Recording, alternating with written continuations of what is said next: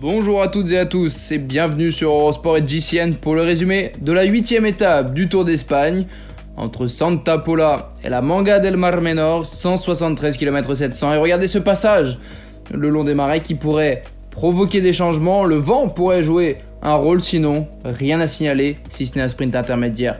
En milieu d'étape, c'est un sprint massif que l'on attend ce samedi sur les routes de la Vuelta. 3 coureurs à l'avant de la course. On retrouve notamment Ander Okamica, le coureur espagnol de la formation Burgos BH, qui a une histoire particulière, lui qui a commencé par le triathlon à haut niveau et qui se retrouve sur les routes de la Vuelta. Avec lui, Aritz Baguez pour Caraoral et Mikel Iturria d'Euskaltel et Euskadi.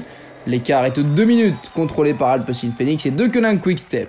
Le sprint intermédiaire est remporté par Aritz Baguez. Derrière, ça bouge notamment avec Jasper Philipsen, l'actuel porteur du maillot vert, qui va être dominateur devant Arnaud Démare, le Français qui se montre à l'avant et on espère le voir également à l'arrivée.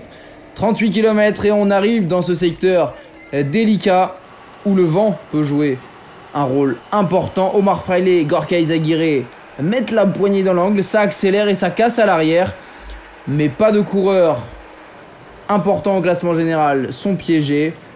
Tout va rentrer dans l'ordre, mais pour certains ça aura été une belle frayeur. On va arriver dans les 10 derniers kilomètres. C'est le moment important. On redoute une potentielle chute comme ce fut le cas il y a quelques jours. Mais regardez, les trains sont bien formés. La Deceuninck Quick-Step qui met beaucoup d'efforts pour la formation belge pour protéger Fabio Jakobsen. On voit Kevin Geniez, le champion de Luxembourg, qui se replace.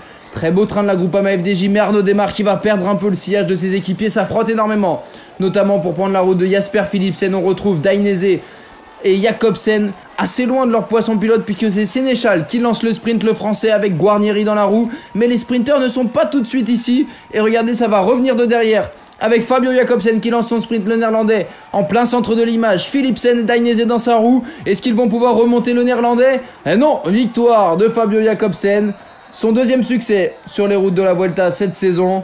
Et la joie partagée avec ses équipiers, notamment Florian Sénéchal qui a fait un énorme travail dans le final. Jakobsen qui renoue avec le succès, lui qui a terminé également 2 fois deuxième sur cette Vuelta. Et regardez, vue du ciel, le très beau sprint également d'Alberto Dainese qui vient prendre la 2e place, lui qui avait déjà terminé 3e un peu plus loin. On voit Arnaud Démare qui est finalement 6e et tout au fond Florian Sénéchal qui peut lever les bras. La joie du nordiste qui partage évidemment le succès de Fabio Jakobsen. Un petit changement au classement puisque Juan Sebastian Molano, 5e, a été déclassé pour un sprint irrégulier.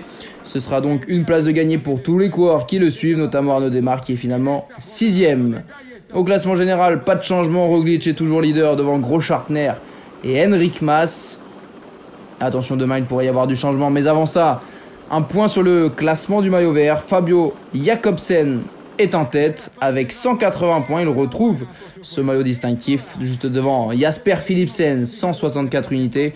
Et encore une fois, un petit changement puisqu'Arnaud Démare, grâce aux suites en tout cas au déclassement de Molano, est désormais 3e avec 74 points devant Dainese 73.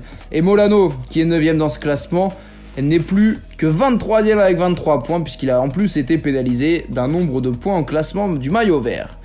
Demain, la 9e étape, celle de dimanche, 188 km, est très intéressante à suivre. On compte sur vous évidemment, 14h50 sur les antennes d'Eurosport et GCN, avec une première ascension en première catégorie, l'Alto Collado, 29 km de montée à 4,5%.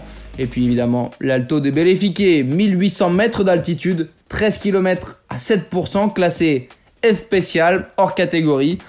Évidemment, on attend du mouvement de la part de la Movistar et d'Ineos Grenadier pour déstabiliser Primož Roglič. Rendez-vous dimanche.